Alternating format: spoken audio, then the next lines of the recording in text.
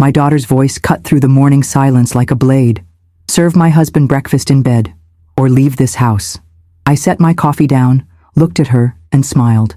"Actually, Sarah, let me tell you what I think about that."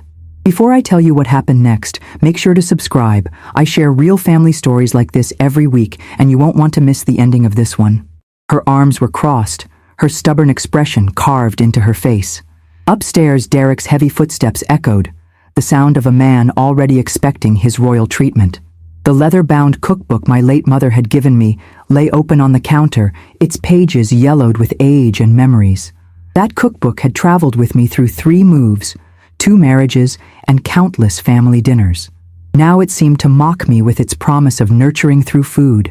The whole mess had started 6 months earlier when Sarah and Derek moved into my house. I'd offered them the upstairs apartment while they saved for their own place, thinking I was being the generous mother-in-law. My husband had passed away 2 years prior, leaving me this sprawling Victorian in Marin County worth $1.2 million. The loneliness had been eating at me, and having family close seemed like the perfect solution. Derek worked in tech, but seemed to spend more time gaming than coding. Sarah had taken leave from her teaching job to focus on the relationship, which apparently meant sleeping until noon and ordering takeout for dinner. I'd continued my routine of early morning walks, tending my garden, and volunteering at the local library. The first red flag should have been when Derek started leaving dirty dishes in the sink for me to clean. "Mom's retired," Sarah would say with a laugh. "She doesn't mind." But I did mind, especially when dirty plates turned into expecting full meals prepared and served on a silver tray. The demands escalated gradually, like water slowly coming to a boil. First, it was just helping with groceries. Then, it became doing their laundry because the machines upstairs are acting up. Soon, Derek expected his shirts pressed and his lunch packed for work. Sarah would emerge from her room around 11, hair messy and still in pajamas, expecting fresh coffee and warm pastries waiting for her. "You're such a good mom," she'd say, kissing my cheek while grabbing a croissant I'd driven to the French bakery to buy. The irony wasn't lost on me that I'd raised an independent daughter who'd somehow transformed into someone who expected to be waited on hand and foot. My sister Linda warned me during our weekly phone calls. "You're enabling them," she'd say from her home in Portland. But I justified it as temporary help, telling myself they'd find their footing soon. The cookbook became my companion during those long evenings as I planned elaborate meals hoping to win back my daughter's respect through elaborate culinary displays. That morning in November changed everything. Derek had actually come downstairs, still in his wrinkled t-shirt and boxer shorts, and plopped himself at my kitchen table. "Sarah tells me you're going to start bringing me breakfast in bed," he announced, not even looking up from his phone. His entitlement stunned me into silence for a moment. I'd been scrambling eggs for myself, planning a quiet morning with my crossword puzzle and classical music. The audacity of this man, who'd never once thanked me for washing his underwear or buying his favorite cereal, expecting room service in my own home. I looked at my daughter, hoping to see some embarrassment about her husband's demands. Instead, Sarah nodded enthusiastically. "Derek works really hard, Mom. The least you can do is help him start his day right." The least I could do.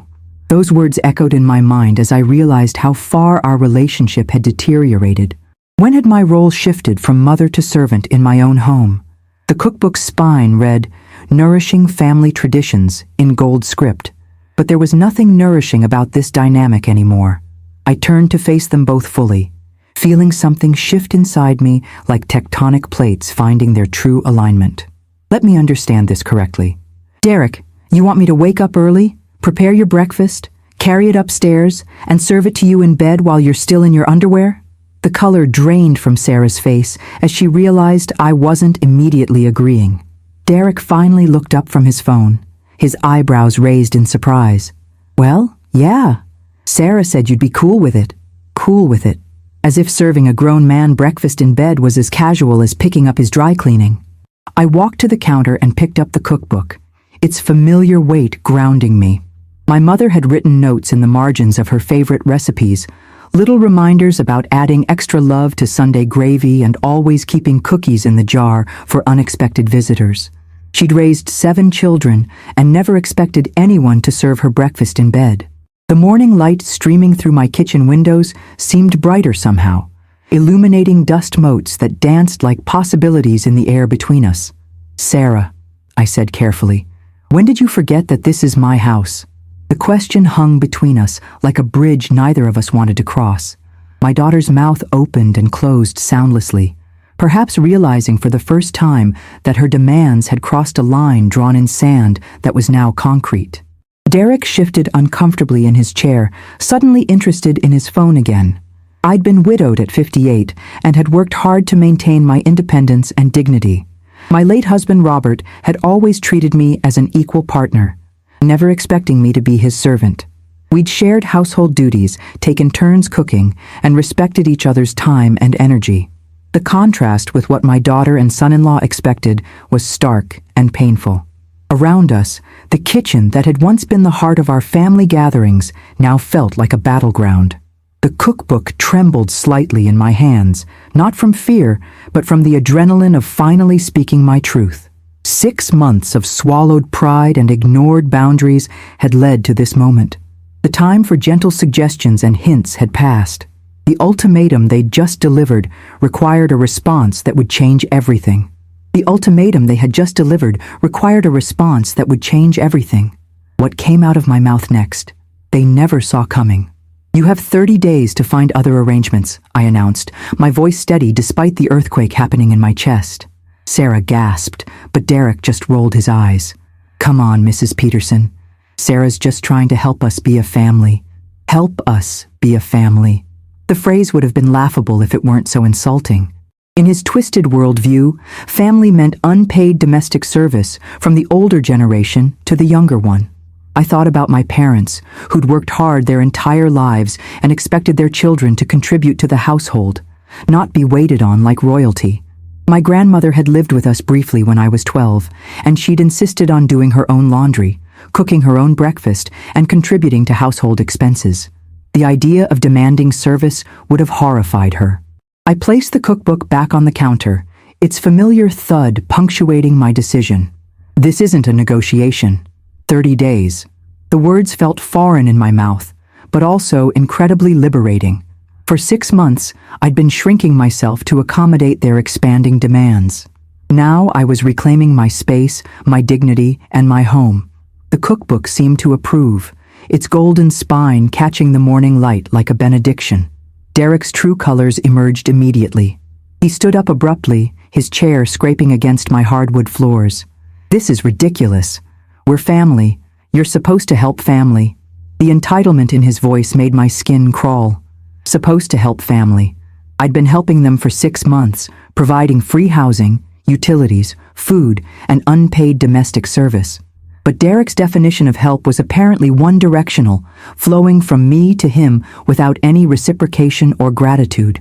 Sarah looked between us, tears forming in her eyes. "Mom, please. Derek didn't mean it like that."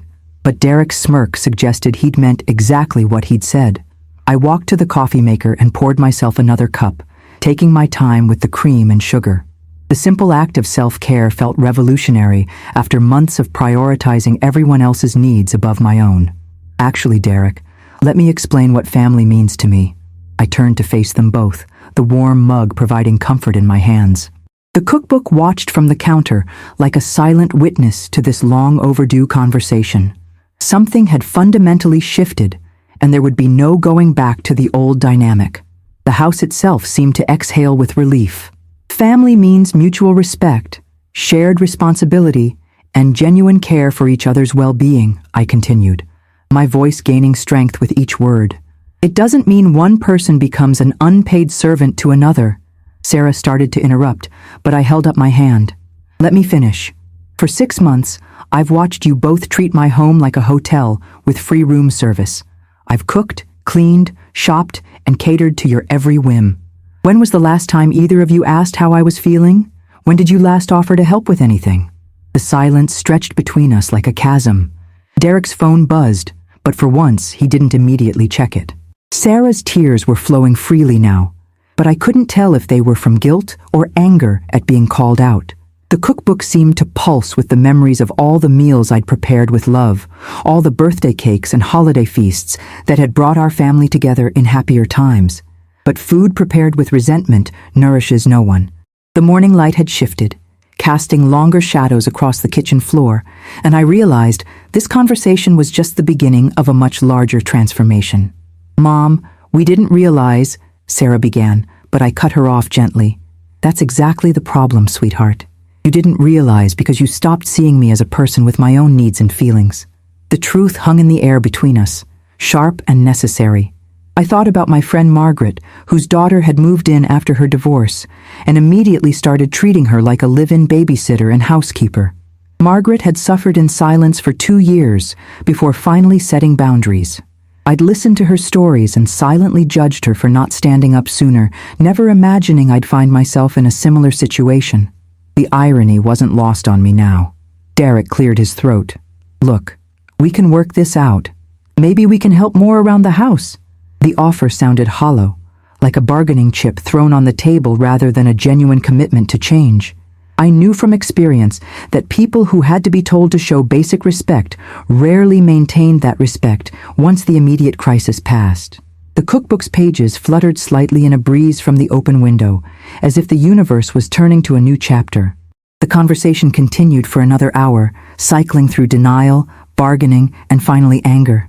Derek accused me of being selfish and ungrateful for the company they provided.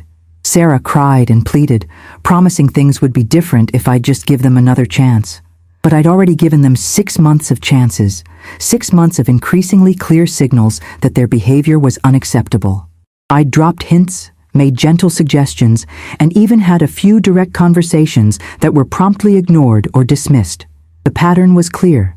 They would change temporarily to keep their comfortable arrangement, then gradually slip back into the same entitled behavior.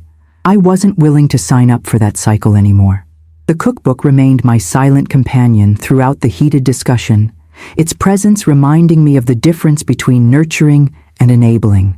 My mother had fed us out of love, but she'd also expected us to contribute to the family unit according to our abilities. She would have been appalled by Derek's expectation of breakfast in bed from his mother-in-law. The 30-day notice stood firm, despite their protests and promises. My home was my sanctuary, not their personal resort. That evening, after Sarah and Derek had retreated upstairs to discuss their options, I called my sister Linda. "I finally did it," I told her, feeling lighter than I had in months. Gave them notice to move out. Linda's whoop of joy could probably be heard by my neighbors. "It's about time. I was starting to worry you'd lost your backbone entirely." We talked for 2 hours, her support bolstering my resolve. She'd been watching my situation with growing concern, knowing me well enough to recognize how the constant demands were draining my energy and joy. "You know what this means?" Linda asked toward the end of our conversation. "You get your life back." Getting my life back. The phrase resonated deeply. For 6 months, my days had revolved around other people's needs and schedules. I'd stopped taking my evening painting classes because I needed to have dinner ready. I'd quit my book club because Sarah needed help with something every Tuesday night. The cookbook had become a tool of obligation rather than creativity. Now, I could flip through its pages and choose recipes that brought me joy instead of merely fulfilling expectations. The house felt different already, as if the walls themselves were anticipating the return of peace and order. The next morning brought the first real test of my resolve. Sarah appeared in the kitchen at her usual 11 o'clock hour, but instead of her typical demanding tone, she tried a different approach. "Mom, I made you coffee," she announced, holding out a mug with trembling hands. The gesture was touching, but also transparently calculated. I accepted the coffee graciously, noting that it was too weak and had too much sugar, but appreciating the effort nonetheless. "Thank you, sweetheart." Derek appeared a few minutes later, fully dressed for once, offering to take out the trash. Their sudden helpfulness confirmed what I already knew. They were capable of contributing. They simply hadn't been required to do so. The cookbook lay open to a page about sourdough bread, a recipe that required days of careful attention and feeding of the starter. Like relationships, I mused, bread couldn't be rushed or forced. It needed time, patience, and the right conditions to flourish. The metaphor felt apt as I watched my daughter and son-in-law scramble to repair damage that had been building for months. Their efforts were genuine but late, coming only after consequences had been imposed rather than from natural respect and consideration. Over the following weeks, I watched their behavior cycle through various stages. The initial helpfulness lasted about 4 days before they started forgetting small tasks and returning to old patterns. Then came the guilt trips. Sarah would mention how hard it was to find affordable housing in Marin County, hinting that their financial struggles were somehow my responsibility to solve. Derek tried a different approach, attempting to bond with me over shared television shows and asking about my day with seemingly genuine interest. But the underlying expectation remained, that I would eventually cave and rescind the eviction notice if they just performed enough temporary kindness. I remained polite but firm, continuing to mark days off on my calendar. The cookbook became my evening companion as I planned meals for one again, rediscovering recipes I'd abandoned because they weren't Derek's favorite or too complicated for Sarah's taste. The simple act of choosing food based on my own preferences felt revolutionary. My friend Margaret called frequently during this period, offering encouragement and reminding me that short-term discomfort often preceded long-term peace. She'd been through her own version of this struggle and emerged stronger and more self-assured. I thought I'd seen every side of them, until the night I picked up the phone and heard their voices through the thin walls. What I overheard that night erased every ounce of guilt I had left. Derek was complaining to someone about my unreasonable demands and calling me a crazy old lady who doesn't appreciate what we do for her. Sarah's voice chimed in with agreement, adding that they'd been so good to her and couldn't understand why I was being so selfish. The conversation confirmed what I'd suspected but hadn't wanted to acknowledge. They genuinely believed they were the wronged party in this situation. In their minds, their mere presence in my home was such a gift that it justified any level of service they demanded. The revelation was painful, but also liberating. It removed any remaining guilt I felt about asking them to leave. The cookbook seemed to understand, its pages fluttering to a recipe for lemon bars that my mother had always made when she needed to lift her spirits. That afternoon, I baked a batch for myself, savoring each sweet tart bite while sitting in my garden. The house felt peaceful in a way it hadn't for months. Birds sang in the oak tree that shaded my patio, and for the first time in ages, I could hear them clearly without the constant background noise of other people's drama. With 1 week left on their notice period, Sarah made a final desperate attempt to change my mind. She walked into the kitchen with tears streaming down her face, clutching a thick manila folder against her chest. Her dramatic tone made my stomach tighten. Whatever was inside that folder, she believed it could undo everything. She placed it on the counter beside the cookbook and slid it toward me. "Mom, I found something," she said breathlessly. I hesitated before opening it, bracing myself. Inside were printouts about elder care and assisted living facilities. "I've been researching, and I think you might need more help than you're admitting. Derek and I could be your caregivers." The manipulation was breathtaking in its audacity. She was suggesting that my decision to enforce boundaries meant I was mentally declining and needed supervised care. I stared at the papers, feeling a mixture of hurt and anger that my own daughter would weaponize concern for my well-being as a way to maintain her comfortable living situation. The cookbook sat beside the folder like a silent judge, its practical recipes and handwritten notes testament to my continued competence and independence.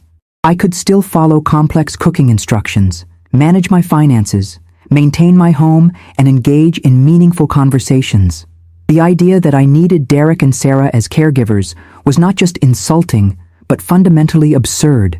They were the ones who couldn't manage basic life skills like cooking, cleaning, or budgeting, yet somehow I was the one who needed help. "Sarah," I said quietly, closing the folder without examining its contents further. "This is emotional manipulation, and it's cruel." She started to protest, but I continued. "I'm 60 years old, in excellent health, and perfectly capable of caring for myself. The fact that you'd suggest otherwise because I refuse to serve your husband breakfast in bed tells me everything I need to know about how you really see me." The words hung between us like a final judgment. Sarah's face crumpled, but whether from shame or frustration, I couldn't tell. The morning light streaming through the kitchen windows seemed harsher somehow, illuminating the deep lines that had formed around my daughter's eyes during her months of unemployment. I felt a pang of sympathy for the scared young woman hiding behind the entitled demands. But sympathy couldn't justify allowing myself to be manipulated and disrespected. The cookbook's familiar presence provided comfort as I watched my daughter struggle with the reality that her emotional blackmail had failed. Sometimes love meant saying no, even when it broke your heart, especially when it broke your heart. The folder of elder care information would go directly into the recycling bin, but the memory of my daughter's willingness to question my mental fitness to avoid taking responsibility for her own life would linger much longer. Their final week in my house passed with surprising calm. Derek had apparently decided to try the silent treatment, barely acknowledging my presence when our paths crossed. Sarah oscillated between cold politeness and moments of genuine emotion when she seemed to recognize the gravity of what was happening. I continued my normal routines, taking my morning walks, tending my garden, and preparing simple meals for myself. The cookbook and I rediscovered old favorites and experimented with new recipes, the kitchen returning to its role as a source of creativity rather than obligation. On Thursday, 3 days before their departure date, Sarah knocked on my bedroom door after dinner. "Mom, can we talk?"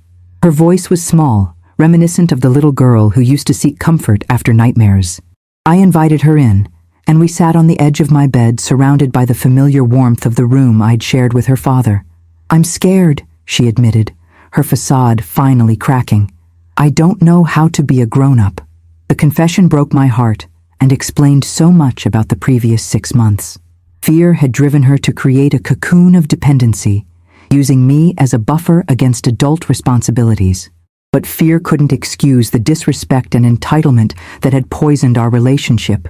I took her hand, feeling the softness of skin that had never known real hardship. "Sweetheart," I said gently, "being scared is normal, but using other people as emotional and financial crutches isn't the solution." We talked for 2 hours that night, the longest, honest conversation we'd had in months. Sarah admitted that she'd fallen into a pattern of letting others take care of her responsibilities, first with Derek and then with me. The teaching job she'd left hadn't been fulfilling, but instead of addressing that professionally, she'd simply stopped working.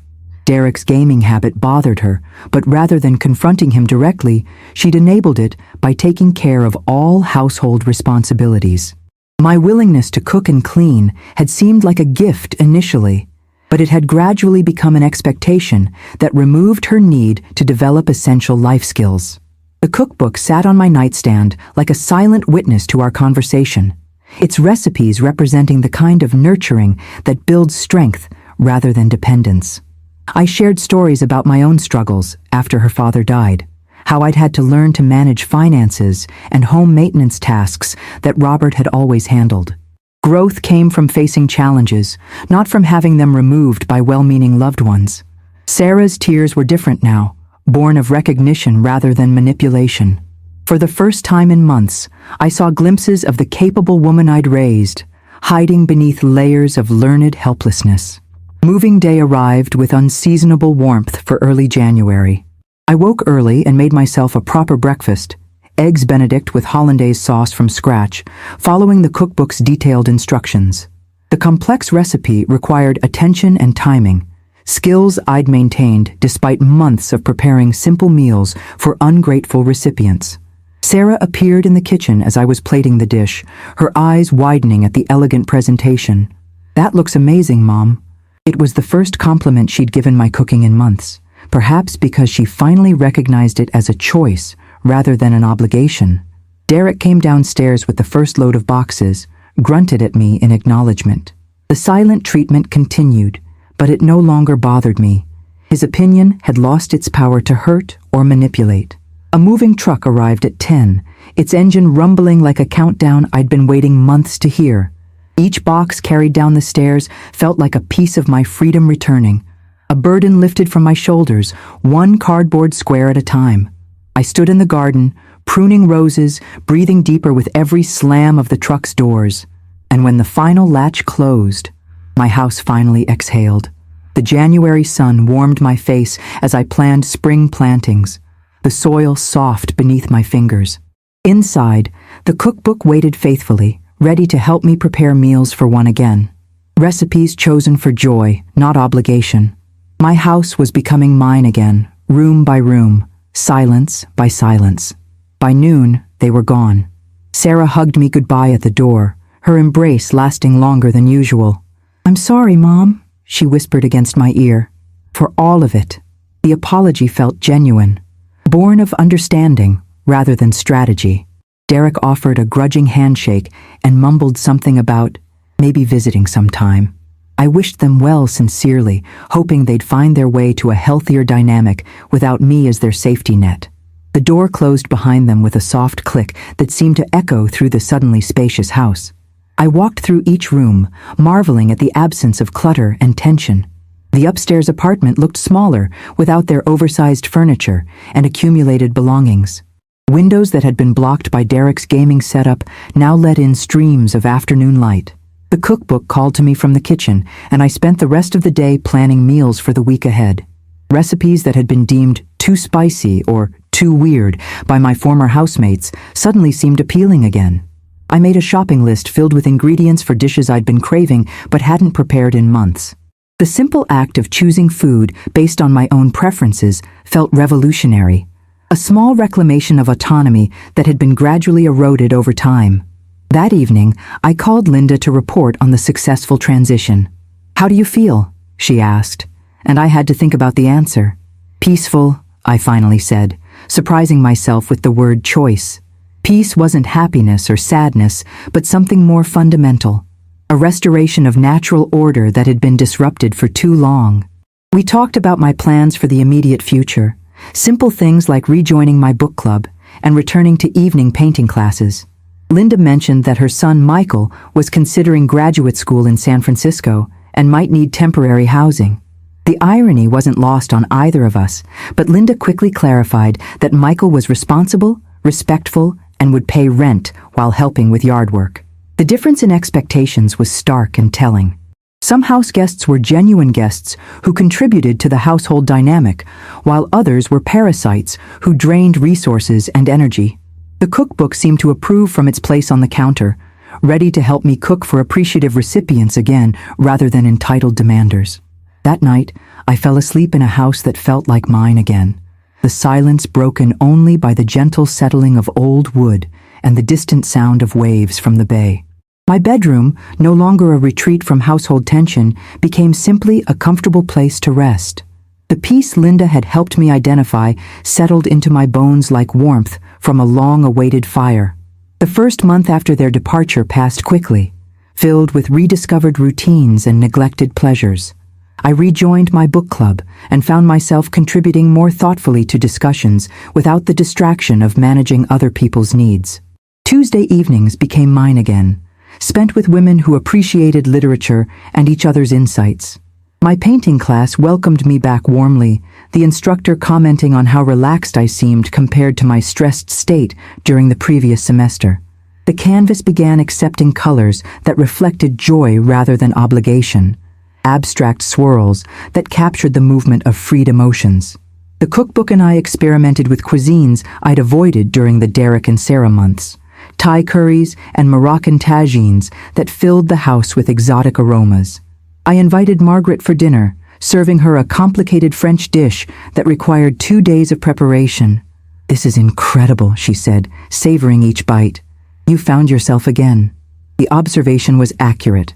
Somewhere in the process of setting boundaries and reclaiming space, I'd reconnected with the person I'd been before widowhood, and well-meaning attempts to fill emptiness with other people's presence. The house hummed with contentment, each room serving its intended purpose without the chaos of unwelcome guests. Even the upstairs apartment seemed brighter, waiting patiently for a future occupant who would appreciate rather than exploit the opportunity. Spring arrived early that year, and I threw myself into garden planning with enthusiasm I hadn't felt in months. The cookbook section on preserving and canning inspired ambitious plans for vegetable gardens and fruit trees. I hired a local nursery to help design raised beds for herbs and vegetables. imagining summer afternoons spent harvesting ingredients for evening meals. The physical work of preparing soil and planting seeds felt therapeutic, each action a conscious choice rather than a reaction to someone else's demands. My neighbors began stopping by more frequently, drawn by the obvious improvements to the property and my renewed energy. Mrs. Chen from next door offered seedlings from her prize-winning tomato plants, and we spent a pleasant hour discussing organic gardening techniques. The social connections I'd neglected during the months of household drama slowly regenerated, watered by genuine interest rather than obligation. Linda visited for a long weekend in March, marveling at the transformation in both my home and my demeanor. "You look 10 years younger," she declared over dinner, a simple pasta dish elevated by fresh herbs from my new garden. The cookbook had guided me to a recipe that celebrated spring ingredients, its pages stained with evidence of joyful cooking rather than resentful meal preparation. We spent evenings planning a summer trip to France, something I'd dreamed about but never pursued while managing other people's lives. Freedom, I was learning, expanded to fill available space when not constrained by artificial obligations. In April, an unexpected phone call changed the trajectory of my newly peaceful existence. Sarah's voice on the other end of the line sounded different, more mature somehow, as she asked if we could meet for coffee. My initial instinct was wariness, concerned that she might be preparing another manipulation attempt. But something in her tone suggested genuine change rather than strategic planning. We met at a small cafe in downtown San Rafael, a neutral ground that felt safe for both of us. I watched the door, my heart pounding, unsure if she would even show up. But then Sarah walked in, on time, looking more put together than I had seen her in months. Her hair was styled, her clothes professional, her whole presence different. She sat across from me, eyes steady, and the first words out of her mouth I never expected. "Mom," she said without hesitation, "I got a job." The statement hung between us, simple but significant. She'd found work as a substitute teacher in the San Francisco school district, not her dream position, but a step toward professional stability. More importantly, she'd taken the initiative to rebuild her career without asking for my help or resources. The conversation that followed revealed the depth of changes she and Derek had undergone since leaving my house. Forced to manage their own household, they'd discovered capabilities they'd forgotten they possessed. Derek had found steady work in tech support, and they'd rented a small apartment in the Richmond district. The experience of true independence had been challenging, but ultimately empowering. Exactly what I'd hoped would happen when I'd insisted they leave my house. "I understand now," Sarah continued, stirring her latte with unnecessary focus. "What we did to you, how we took advantage." The admission came with visible difficulty, pride warring with recognition of past behavior. She described the wake-up call of having to cook their own meals, clean their own space, and manage household finances without a safety net. The skills they'd allowed to atrophy during their months in my house had slowly returned through necessity and practice. Derek, forced to pack his own lunches, had discovered a talent for sandwich artistry that surprised them both. Sarah had remembered how much she enjoyed cooking when it was a creative choice rather than a burden. Their relationship had actually improved without the buffer of my house and services, requiring them to communicate directly about needs and expectations instead of outsourcing conflict to a convenient third party.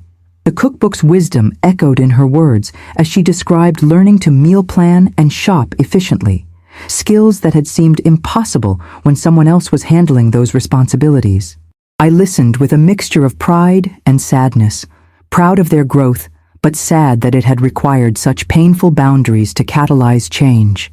The young woman across from me bore little resemblance to the entitled daughter who demanded I serve her husband breakfast in bed. Growth, apparently, required both space to fail and consequences for poor choices. Our relationship began to rebuild slowly, based on mutual respect rather than assumed obligations. Sarah called regularly, but didn't expect me to drop everything for lengthy conversations about her problems. When they invited me for dinner at their new apartment, I arrived as a guest rather than a service provider, bringing wine and flowers instead of taking responsibility for the meal. Derek had transformed as well, no longer the sullen man-child who'd expected constant catering to his needs. He greeted me warmly, showed me around their small space with obvious pride, and thanked me genuinely for the wine. Dinner was simple but thoughtfully prepared, the table set with mismatched dishes that somehow conveyed more warmth than my expensive china ever had. We talked about their neighborhood, their jobs, and their plans for the future, like adults sharing experiences rather than parents managing children. The cookbook had taught me that the most nourishing meals came from love rather than obligation, and this dinner proved the principle extended beyond food to relationships themselves. When I left that evening, hugs felt genuine rather than performative, based on affection that had been earned rather than expected. The drive home took me through familiar streets that looked different somehow, as if the restoration of my relationship with Sarah had altered the landscape itself. Peace and pride mingled in my chest, validation that difficult decisions sometimes led to better outcomes for everyone involved. Summer brought Linda's son Michael to San Francisco for graduate school, and after careful conversation, I offered him the upstairs apartment. The difference between Michael and my previous tenants was immediately apparent. He insisted on signing a formal lease agreement, paid first month's rent and deposit up front, and brought references from previous landlords. Our initial conversation covered expectations clearly. He would maintain his own space, prepare his own meals, and respect shared areas of the house. In return, I offered reasonable rent and the use of the garden for study space. The arrangement felt businesslike and comfortable, based on mutual benefit rather than assumed family obligation. Michael proved to be an ideal tenant, quiet during study hours, but friendly during chance encounters in the garden or kitchen. He often asked if I needed help with heavy lifting or yard work, offers that felt genuine rather than calculated. The cookbook and I occasionally prepared extra portions of dinner, leaving containers in the refrigerator with notes that Michael could take them or leave them as he preferred. The casual sharing felt natural and unforced, the way household hospitality should function. By midsummer, the house had found its perfect balance of privacy and companionship, solitude and community. The upstairs apartment hummed with productive energy, while the main house remained my sanctuary. Michael's presence added life without chaos, conversation without conflict. The contrast with Sarah and Derek's tenure was striking and educational, demonstrating that successful cohabitation required respect, boundaries, and genuine consideration from all parties involved. As autumn approached, I reflected on the year's dramatic changes while planning holiday menus from the cookbook's seasonal section. The leather binding had softened with increased use, its pages more deeply stained with the evidence of joyful cooking. Sarah and Derek were thriving in their independence, their marriage stronger for having been tested by real-world challenges. Michael had become less a tenant than a pleasant neighbor who happened to live upstairs, our interactions warm but appropriately boundaried. My own life had expanded to fill the space created by removing toxic dynamics and unrealistic expectations. The book club had elected me secretary, recognizing organizational skills that had been buried under domestic servitude. Painting classes had evolved into a small studio practice, with canvases that captured the emotional journey from resentment through liberation to contentment. The garden produced abundant vegetables that I preserved according to the cookbook's detailed instructions, shelves of jars representing self-sufficiency and forward planning. Friends mentioned how different I seemed, more confident and energetic than they'd seen me in years. The woman who had smiled while picking up her suitcase had emerged stronger from the confrontation, boundaries intact and dignity restored. The house itself seemed to approve, its Victorian bones settling into rhythms of respect rather than exploitation. The cookbook waited each evening, ready to help me choose recipes based on desire rather than obligation, ingredients selected for pleasure rather than appeasement. This was what home was supposed to feel like, peaceful, purposeful, and entirely mine. The first anniversary of Sarah and Derek's departure arrived in January with little fanfare but profound satisfaction. I marked the date by preparing the same elaborate eggs Benedict that had celebrated their moving day, this time purely for my own enjoyment. The cookbook guided me through the familiar recipe, its instructions as reliable as ever, while I reflected on the year's transformations. Sarah called that evening to check in, a weekly ritual that had developed naturally without pressure from either side. "Mom," she said during our conversation, "I want you to know that asking us to leave was the best thing you could have done for our marriage."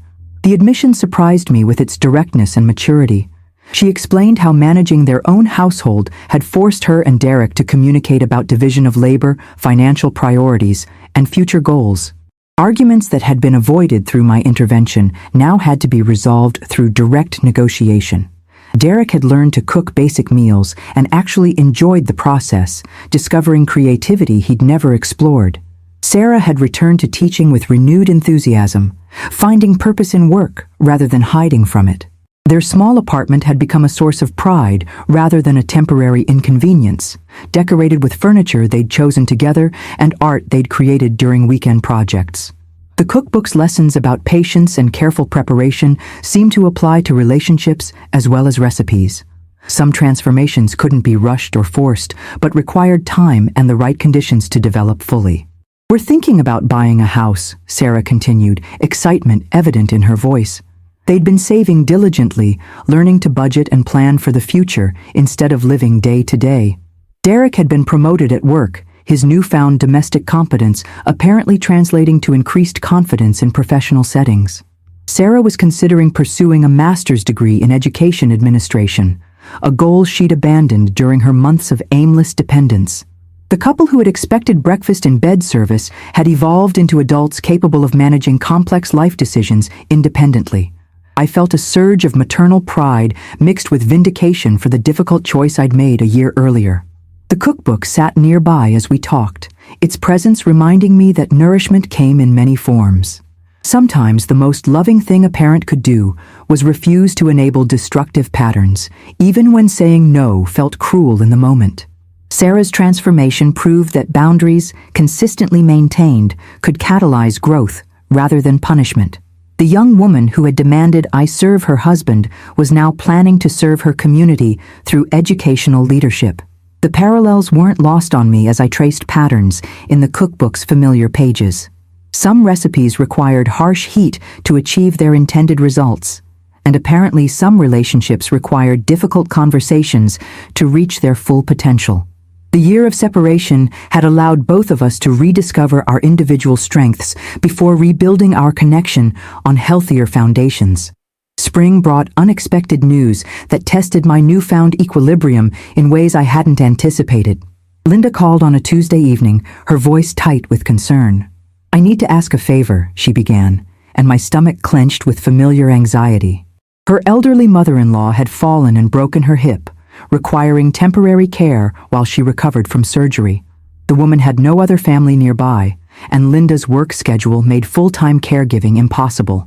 "Could she stay with you for a few weeks?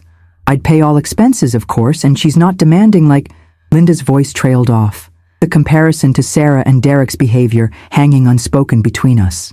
My first instinct was to refuse, protective barriers rising automatically against any request that might compromise my hard-won independence. The cookbook seemed to watch from its counterperch as I considered the request, its pages full of recipes designed to nourish the sick and elderly. But this situation was different from the previous year's exploitation. Linda was offering fair compensation, a defined timeline, and care for someone who genuinely needed help rather than someone who simply preferred being served. Mrs. Patterson was 83 years old, had lived independently until her accident, and had a reputation for graciousness and gratitude. The request came from genuine necessity rather than manipulative convenience. After careful consideration and detailed discussion of expectations, I agreed to a 6-week arrangement with clearly defined boundaries and responsibilities. The decision felt empowering rather than imposed, a choice made from strength rather than guilt or obligation. Mrs. Patterson arrived the following week with a single suitcase and a handwritten thank you note that immediately set a different tone from my previous houseguest experience. "I'm so grateful for your kindness," she said, settling into the downstairs guest room I'd prepared. "Please don't change your routine for me. I brought books and my knitting, and I'm quite self-sufficient once I'm situated." The contrast with Derek's entitled demands couldn't have been more stark. Mrs. Patterson insisted on contributing to household expenses beyond Linda's payments, offering to cover her share of utilities and groceries. She woke early, made her own coffee, and spent mornings reading in the garden while I went about my usual activities. The cookbook and I prepared meals that accommodated her dietary restrictions without feeling burdened by the accommodation. She appreciated every dish with genuine enthusiasm, often sharing stories about similar recipes from her own cooking years. Conversations flowed naturally during shared meals, covering literature, gardening, and family history, without the underlying tension that had characterized meals with Sarah and Derek. Mrs. Patterson's presence added warmth to the house without overwhelming its peaceful atmosphere. Her gratitude felt authentic rather than manipulative, based on recognition of genuine kindness rather than expectation of service. The arrangement reminded me that hosting could be pleasurable when both parties approached it with respect and consideration. The cookbook seemed to approve, its recipes creating nourishing meals that brought comfort rather than resentment. 6 weeks suddenly seemed manageable rather than burdensome, a limited commitment that allowed me to help someone deserving without compromising my boundaries. The weeks with Mrs. Patterson passed smoothly, marked by quiet companionship rather than dramatic confrontation. She proved to be an ideal houseguest, helpful without being intrusive, grateful without being effusive. Her hip healed ahead of schedule, but she used the time productively, organizing family photographs and writing letters to distant relatives. The cookbook became a source of shared interest as Mrs. Patterson recognized several recipes from her own mother's collection. We spent pleasant evenings comparing cooking techniques and family food traditions, conversations that enriched rather than drained my energy. Her presence reminded me that intergenerational living could be positive when approached with mutual respect and clear expectations. She often helped with small household tasks despite her recent surgery, folding laundry and organizing closets with the efficiency of someone accustomed to useful activity. The contrast with Sarah and Derek's destructive passivity was educational and validating. Mrs. Patterson's gratitude extended to small gestures like leaving fresh flowers from the garden on the kitchen table and handwritten notes expressing appreciation for specific kindnesses. When Linda visited on weekends, the three of us shared meals that felt celebratory rather than obligatory, the cookbook guiding me to recipes that honored the temporary nature of our arrangement. As Mrs. Patterson's departure date approached, I felt genuine sadness at losing such pleasant company. Her presence had proven that my house could welcome guests without losing its peaceful character, as long as those guests approached the privilege with appropriate appreciation. The experience rebuilt my confidence in my ability to judge character and set appropriate boundaries, skills that had been temporarily damaged by my daughter's manipulation, but not permanently destroyed. Mrs. Patterson's departure in early summer left the house feeling empty, but not lonely, a distinction that had become meaningful over the past 2 years. I missed her quiet presence and thoughtful conversation, but I also appreciated the return to complete solitude and self-direction. The cookbook and I resumed our evening planning sessions, choosing recipes based purely on personal preference, without consideration for anyone else's tastes or restrictions. Michael continued to be an ideal upstairs tenant, his presence barely noticeable except for occasional friendly encounters in the garden. The summer stretched ahead with possibilities I'd learned to embrace. Painting workshops, garden tours, and a long-anticipated trip to France that Linda and I had finally booked. Sarah and Derek's marriage continued to strengthen, their independence creating a foundation for genuine partnership rather than codependent dysfunction. They'd found a small house in Oakland with a yard where Derek had started growing vegetables, apparently discovering satisfaction in nurturing plants the way he'd once expected to be nurtured by others. Sarah's teaching career was flourishing, her natural skills enhanced by newfound confidence and purpose. They visited monthly for dinner, bringing wine and flowers like proper guests, sharing stories of their accomplishments and challenges without expecting me to solve their problems. The cookbook guided these meals toward celebration rather than obligation, recipes chosen to honor our rebuilt relationship rather than appease difficult personalities. The transformation felt complete and permanent, based on genuine change rather than temporary accommodation. My house had become a sanctuary again, its rooms serving their intended purposes without the chaos of unwelcome drama. The leather-bound cookbook sat on its counter like a faithful guardian, ready to help me nourish myself and chosen companions without compromising my dignity or depleting my energy. The French trip in September exceeded every expectation, a celebration of freedom that had been earned through difficult choices and maintained boundaries. Linda and I spent 2 weeks exploring Provence, visiting markets that inspired new additions to my cookbook collection, and restaurants that demonstrated the artistry possible when food was prepared with joy rather than obligation. The small hotel in Avignon became our base for daily adventures, each meal an opportunity to experience flavors and techniques that expanded my culinary horizons. We toured lavender fields and vineyards, attended cooking classes taught by local chefs, and spent lazy afternoons reading in cafe gardens while watching French families enjoy multi-generational meals without apparent conflict.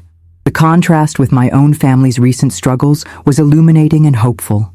French grandmothers seemed to command natural respect from adult children, their wisdom sought rather than their service demanded. The cookbook in my luggage grew heavy with notes about new techniques and ingredient combinations, inspiration for future experiments in my own kitchen. Linda and I talked extensively about the year's changes, both of us marveling at how much growth had resulted from what had initially felt like failure. "You saved your relationship with Sarah by risking it," Linda observed over dinner in a small bistro near our hotel. The insight felt profound and accurate. Sometimes preservation required the courage to let go, trusting that genuine love would survive the testing process while artificial dependencies would dissolve. The French countryside seemed to approve of this philosophy, its ancient rhythms suggesting that some things endured precisely because they'd been allowed to find their natural forms rather than forced into unnatural shapes. I returned home refreshed and validated, my suitcase full of new recipes, and my heart full of gratitude for the journey that had led from confrontation to celebration. October brought Sarah's announcement that she and Derek were expecting their first child, news that filled me with joy, tempered by careful consideration of boundaries. My daughter's voice carried excitement and nervous anticipation as she shared the news over Sunday dinner, her hand resting protectively on her still flat stomach. Derek beamed with pride and anxiety, his transformation into responsible adulthood now complete enough to encompass approaching fatherhood. The cookbook seemed to pulse with anticipation from its counterperch, its pages containing generations of recipes designed to nourish growing families.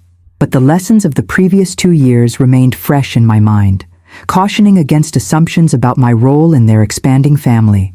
"We want you to be involved," Sarah assured me, "but we know we need to figure out parenting ourselves before asking for help." The mature approach to family relationships demonstrated how completely she'd internalized the lessons learned through our difficult separation. Derek nodded agreement, adding that they'd already researched childcare options and budgeted for the additional expenses. They weren't expecting me to provide free babysitting or unlimited support, recognizing that grandparent involvement should be a gift rather than an obligation. The conversation continued over dessert, covering practical topics like hospital preferences and nursery preparations without any suggestion that I should contribute financially or physically to their preparations. The respect for my autonomy felt revolutionary compared to their previous assumptions about my availability and resources. The cookbook's wisdom about careful preparation and patient development seemed relevant to impending grandparenthood as well as cooking, reminding me that the best relationships developed gradually through mutual choice rather than imposed expectations. This grandchild would know me as a person worthy of respect rather than a service provider available on demand. Winter settled into routines that had become comfortable and sustainable, the house humming with contentment as the second anniversary of Sarah and Derek's departure approached. The cookbook and I had explored cuisines from 6 countries during the fall months, its pages now bearing evidence of culinary adventures that reflected freedom rather than obligation. Michael had proven such an excellent tenant that I'd offered to extend his lease through the remainder of his graduate program, an arrangement that benefited us both without compromising either party's independence. The upstairs apartment had found its perfect occupant, someone who appreciated the space without taking advantage of the homeowner's generosity. Sarah's pregnancy progressed normally, her monthly dinner visits now including discussions of baby names and nursery themes alongside career developments and household improvements. Derek had embraced impending fatherhood with surprising maturity, reading parenting books and attending prenatal classes with genuine enthusiasm. Their small house had been painted and reorganized to accommodate a nursery, projects they'd completed themselves without expecting my labor or financial contribution. The transformation from entitled dependents to capable adults felt complete and permanent, validated by their approach to major life changes. Linda visited for Thanksgiving, marveling at the continued peace and productivity that characterized my daily life. "You look 10 years younger than you did 2 years ago," she observed, while helping me prepare dinner from the cookbook's holiday section. The assessment felt accurate rather than flattery, reflecting energy that was no longer drained by managing other people's dysfunction. The meal we prepared together celebrated gratitude for lessons learned and boundaries maintained, recipes chosen for joy rather than obligation. The house itself seemed to participate in the celebration, its rooms warm with hospitality that was chosen rather than demanded. Spring brought the birth of my granddaughter Emma, a perfect baby who arrived 2 weeks early but healthy and alert. I met her in the hospital room where Sarah glowed with exhaustion and pride, Derek hovering nearby with the protective instincts of a new father. The cookbook had guided me to prepare freezer meals for the new parents, containers of soup and casseroles that could be heated easily during those first overwhelming weeks. But I offered the food as a gift rather than an obligation, making it clear that they could accept or decline without affecting our relationship. Sarah's tears of gratitude felt genuine as she thanked me for thinking of their practical needs without overwhelming their space or autonomy. I held Emma for exactly as long as felt comfortable, then returned her to her parents rather than trying to extend the moment unnaturally. The visit lasted 2 hours, long enough to bond with my granddaughter, but short enough to respect the new family's need for privacy and adjustment time. Derek walked me to the car, his thanks sincere and his respect evident in ways that would have been impossible during our previous dynamic. "Mrs. Peterson," he said formally, "I want you to know how much Sarah and I appreciate everything you've done for us, especially making us grow up." The acknowledgement felt like a benediction on the difficult journey that had led to this moment. The cookbook waited at home, ready to help me prepare celebration meals that honored new life without imposing on new parents. Emma would know her grandmother as someone who chose to be present rather than someone who demanded presence, a distinction that would shape our relationship from its very beginning. The cycle of healthy boundaries was beginning again with the next generation, patterns established that would hopefully prevent future dysfunction. As Emma's first months passed, I discovered the joy of being a grandmother who was appreciated rather than taken for granted. Sarah and Derek invited my involvement in their daughter's life, while maintaining clear boundaries about their roles as parents. I visited weekly for an hour or two, bringing small gifts and offering practical help only when specifically requested. The cookbook guided me to prepare simple meals that could be eaten one-handed by nursing mothers, recipes that nourished without requiring elaborate preparation or cleanup. These offerings were received with genuine gratitude rather than expectation, gifts rather than obligations. Emma seemed to recognize me as a consistent presence in her small world, smiling when I appeared and settling contentedly into my arms during visits. But I always returned her to her parents when she fussed, respecting their primary bond and decision-making authority. Derek had become an attentive father, changing diapers and taking night feedings with equal competence. The man who had once expected breakfast in bed now woke at 3 in the morning to care for his crying daughter without complaint. Sarah balanced motherhood with part-time teaching, having arranged a schedule that allowed her to be home most days while maintaining her professional identity. Their partnership had evolved into genuine equality, both parents contributing according to their abilities rather than traditional gender expectations. The cookbook's lessons about balance and careful timing seemed relevant to their approach to parenting, each decision made thoughtfully rather than reactively. Watching them navigate new challenges with mutual support and respect validated every difficult choice I'd made during their transformation process. Emma was growing up in a household based on cooperation rather than service, equality rather than entitlement. The patterns that had nearly destroyed our family relationships had been broken, replaced by dynamics that would serve the next generation far better than the dysfunction they'd replaced. The second summer after Emma's birth brought an unexpected test of our rebuilt relationship. I thought the chapter of impossible requests was closed, until Sarah called me one evening, her voice careful, almost nervous. For a moment, my chest tightened. Was this going to be another demand like before? Then she spoke the words that would decide everything. She asked if I could babysit for a weekend while she and Derek attended a wedding in Portland. The request came with careful qualification and genuine appreciation for any inconvenience it might cause me. "We'd completely understand if you can't," Sarah assured me, "and we'd be happy to pay you for your time."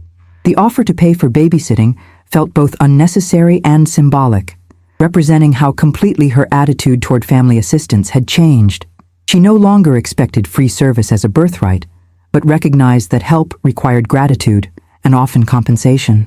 I agreed to the weekend arrangement eagerly, looking forward to extended time with my granddaughter without the pressure of previous family dynamics. The cookbook and I prepared for Emma's visit with the same care I'd once reserved for holiday entertaining, planning meals and activities appropriate for a toddler's needs and schedule. Sarah and Derek arrived Friday evening with detailed instructions about Emma's routines, emergency contact information, and enough supplies for a week-long stay. Their preparation demonstrated respect for both Emma's needs and my time, consideration that had been absent during their previous residence in my home. The handoff felt ceremonial, 3 adults working together to ensure a child's comfort and safety. Emma settled into the weekend routine easily, her familiarity with my house and garden making the transition seamless. The cookbook guided me to simple meals that could be shared with a toddler, recipes that accommodated small hands and developing palates. We spent Saturday morning in the garden, Emma helping me water plants and collect cherry tomatoes for lunch. The ordinary moments felt precious, precisely because they were chosen rather than imposed. Time spent together because we all wanted to be there, rather than because circumstances demanded it. Sunday evening's reunion demonstrated how much our family dynamic had healed from the conflicts of 3 years earlier. Sarah and Derek returned refreshed from their brief getaway, grateful for my care of Emma and respectful of any challenges the weekend might have presented. They listened attentively to my reports of Emma's activities and moods, asking follow-up questions that showed genuine interest in their daughter's experience. The exchange felt collaborative rather than one-sided, parents and grandmother working together to support a child's development. Derek helped load Emma's belongings into their car while Sarah lingered in the kitchen, watching me clean up the weekend's dishes.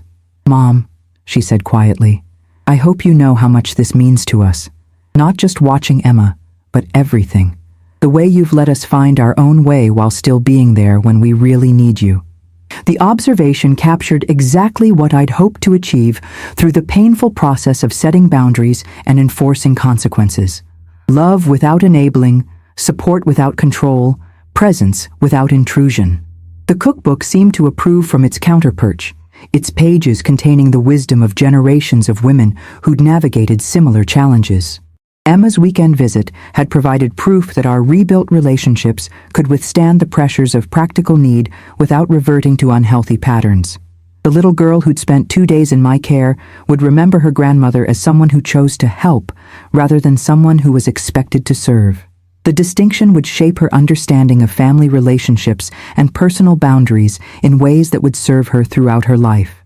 As their car disappeared down the street, I felt satisfied rather than empty, fulfilled by connection that enhanced rather than depleted my energy. The cookbook waited inside, ready to help me prepare a quiet dinner for one, recipes chosen for pleasure rather than obligation. This was what healthy family relationships looked like.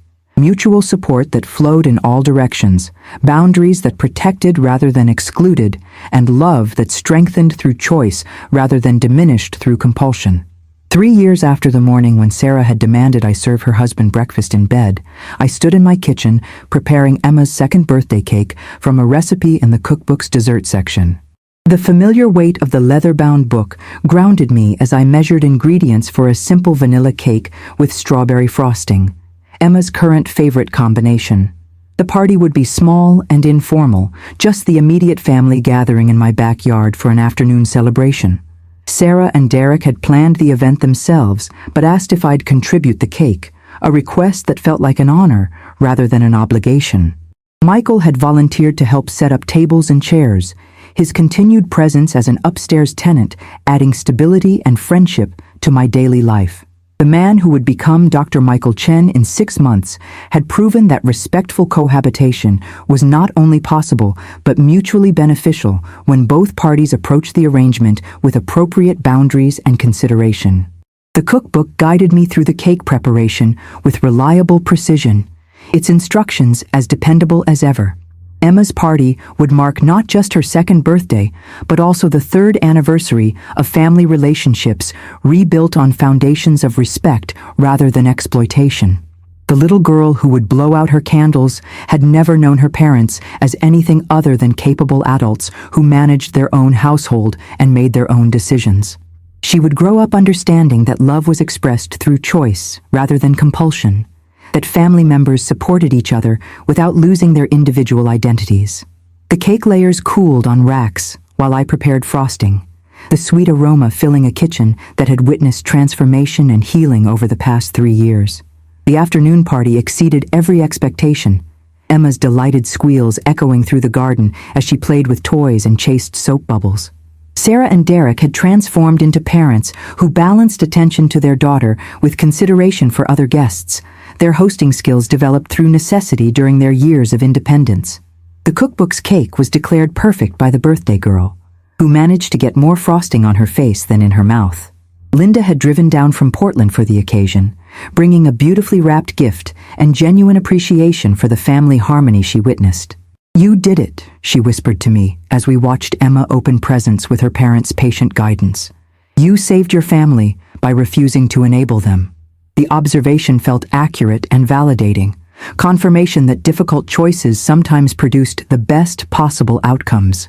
Michael joined the party briefly between study sessions, his easy rapport with Emma demonstrating the kind of respectful relationship that had become the standard in my household. Derek helped clean up afterward without being asked, his transformation from entitled man-child to responsible adult father now complete and apparently permanent. Sarah packed leftover cake for me to enjoy during the week, a small gesture that showed consideration for my pleasure rather than assumption of my service. The day concluded with hugs that felt genuine rather than obligatory, affection based on appreciation rather than expectation. As their car pulled away with a sleepy Emma waving from her car seat, I felt the deep satisfaction that comes from relationships based on mutual respect and voluntary connection. The cookbook waited inside, ready to help me plan quiet dinners for the week ahead, recipes chosen purely for personal enjoyment. The kitchen that had once been a battlefield of conflicting expectations had become again what it was meant to be, a place where nourishment was created with joy rather than resentment. 5 years have passed since that pivotal morning when my daughter demanded I serve her husband breakfast in bed, and the transformation in our family dynamics continues to amaze visitors and extended family members. Emma, now a confident 4-year-old, has never known her parents as anything other than capable adults who manage their own household with competence and cooperation. She calls me Grandma Beth and associates my house with special treats from the cookbook, garden adventures, and bedtime stories. But she's never seen me serve her parents or clean up their messes. The boundaries established during those difficult months have become the foundation for relationships that nourish rather than drain everyone involved. Sarah completed her master's degree in education administration and now serves as assistant principal at an elementary school in Oakland, a position that utilizes her natural leadership abilities and passion for child development. Derek advanced to senior technical support specialist at his company and recently started a side business building custom computers. His gaming skills transformed into profitable expertise. Their small house has been renovated and expanded, projects they completed through their own labor and financial planning rather than expecting assistance from family members. Emma's nursery evolved into a little girl's bedroom, decorated with paintings she created herself. Artwork that reflects creativity and confidence rather than entitlement or neediness. The cookbook and I have watched this transformation with quiet satisfaction, its pages now including new recipes inspired by French cooking classes and neighborhood potluck dinners. My life has expanded to include watercolor painting exhibitions, advanced gardening workshops, and a book club leadership role that utilizes organizational skills once buried under domestic servitude. The house hums with purposeful activity rather than resentful obligation, each room serving its intended function without the chaos of unwelcome drama. Michael completed his doctorate last spring and moved to a position at UC Berkeley, but not before helping me interview potential new tenants for the upstairs apartment. His replacement is Rebecca, a nurse practitioner who works at UCSF and appreciates the quiet environment for studying and rest between shifts. Like Michael, she approached the rental arrangement with professionalism and respect, paying deposit and first month's rent promptly while providing references and clear communication about expectations. The upstairs apartment has become a model of how respectful cohabitation should function, providing supplemental income while maintaining household peace through appropriate boundaries and mutual consideration. Rebecca brings homemade cookies occasionally and offers help with heavy lifting, gestures that feel genuine rather than calculated. The cookbook has guided me to prepare extra portions of soup during her demanding weeks, offerings left with notes that can be accepted or declined without affecting our landlord-tenant relationship. The contrast with Sarah and Derek's previous exploitation continues to validate the importance of clear expectations and enforced boundaries in all relationships. My house has become a sanctuary that can welcome others without losing its essential character of peace and purposeful activity. The garden produces abundant vegetables that I share with neighbors and preserve according to the cookbook's detailed instructions, abundance that flows from joy rather than obligation. Friends comment regularly on how relaxed and energetic I appear compared to my stressed state during the months of domestic servitude. Observations that confirm the wisdom of choosing temporary conflict over permanent resentment. The woman who picked up her suitcase and smiled has emerged stronger, wiser, and more confident in her ability to maintain relationships that honor rather than exploit the generosity of family love. Looking toward the future, I see possibilities that seemed impossible during those months of escalating demands and diminishing boundaries. Emma will grow up with a grandmother who chose to be present rather than someone who was expected to serve, a distinction that will shape her understanding of healthy relationships throughout her life. Sarah and Derek's marriage continues to strengthen through the challenges of parenthood and career development. Their partnership based on equality rather than exploitation of convenient family members. The cookbook and I are planning a return trip to France next spring, this time focusing on regional wine country and advanced cooking techniques that will expand both our repertoires. Linda and I discussed the possibility of purchasing a small vacation rental property together, an investment that would provide income while offering family members a retreat space for special occasions. My painting has evolved from hobby to serious artistic pursuit, with several pieces accepted into local gallery shows that celebrate the work of mature artists who found their voices later in life. The house that once felt like a hotel with reluctant staff has returned to its role as a home that reflects personal taste and purposeful living, each room arranged for comfort rather than convenience of others. The upstairs apartment provides companionship without chaos, income without intrusion, and proof that boundaries appropriately maintained create space for genuine connection rather than barriers to relationship.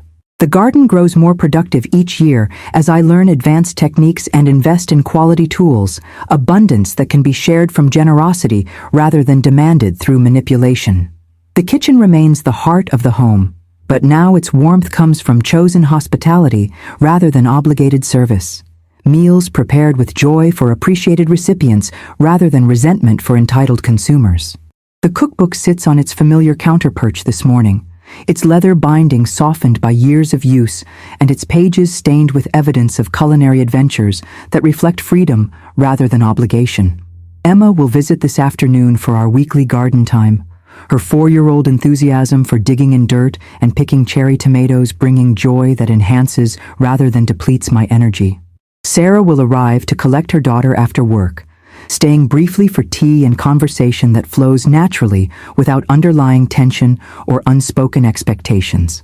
Derek has learned to express genuine gratitude for family time rather than assuming his presence is a gift that justifies special treatment.